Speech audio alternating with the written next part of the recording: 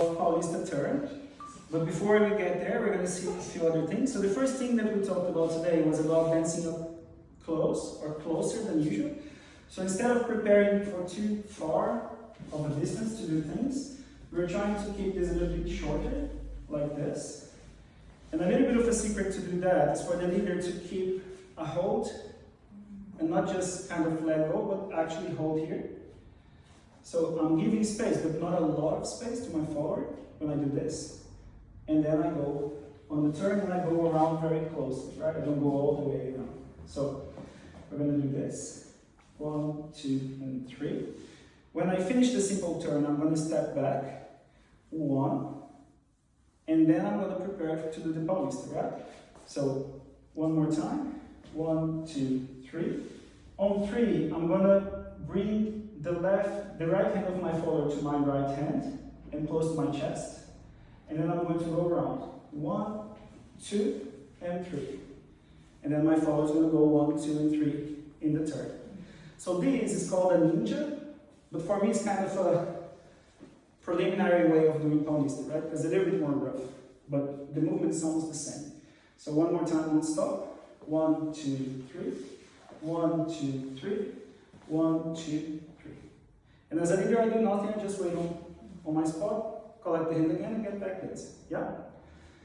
Now the Paulista has a gentle way of doing this, which would be 1, 2, and 3.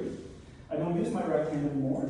I just bring this closer to my chest. And I'm going to go 1, 2, and 3. 1, 2, and 3, and we're back together. So instead of pushing, I just use this movement to show to my follower, to create the desire in my follower to go around, right? There are a few secrets to this that we talked about in the previous class, because there are many ways of leading. So I'm not just leading with pushing and pulling. In this case, I'm leading with my presence, and it's almost like we are kind of magnetic or gravity linked with each other. So when I go around, my follower is following me, not just my hand, she's following my body, right? And when I let go, I kind of keep that movement a little bit so she feels like continuing that spin. Yeah? Now, to finish this movement, we saw a few options. One was 1, 2, 3, 1, 2, 3, 1, 2, 3, and go back, step back, and do base 2. I could do the same, just embracing and going back to base 1. But the one we did at the end was 1, 2, 3, 1, 2, 3, 1, 2, 3. So what I did, when my follower is doing 1, 2, and 3 around, I'm stepping 1 forward, 2 back, and 3 on the back, which is what some people call a trava or a block. So I'm getting back to my follower. My arm needs to be prepared before my follower arrives.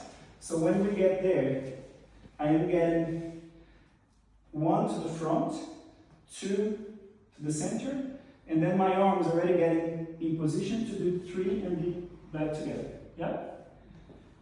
My weight's going to be on my left. It's going to be on the right of my follower. I'm going to close this embrace and bring my follower to step back. Here. Back with me, right? So, in one go. 1, 2, 3. 1, 2, 3. 1, 2, 3. 1, 2, 3. 1, 2. One more time. 1, 2, 3. 1, 2, 3. 1, 2, 3. 1, 2, 3. 1, 2. Yeah? Thank you.